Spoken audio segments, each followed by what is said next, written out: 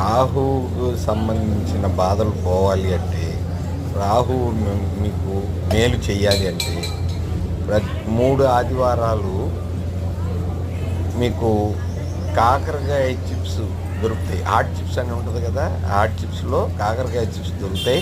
అవి తీసుకొచ్చుకొని రాహుకాలం అంటే 4:30 నుంచి 6 గంటల మధ్యలో తినండి. 3 ఆదివారాలు మీకు రాహు విడిచిపెట్టిపోయి, మీకు రాహు వలన కలిగే బాధలన్నీ పోయి చాలా డెవలప్ అవుతారు.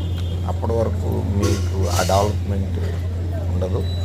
చూడండి, ప్రయత్నించండి. 3 ఆదివారాలు మాత్రం చేయండి. 4వ ఆదివారం నుంచి మీకు డెవలప్మెంట్ స్టార్ట్ అవుతుందో లేదో చూడండి. మీకు డెవలప్మెంట్ స్టార్ట్ అయితే 9491884412కి వాట్సాప్ మెసేజ్ పెట్టండి. మాకు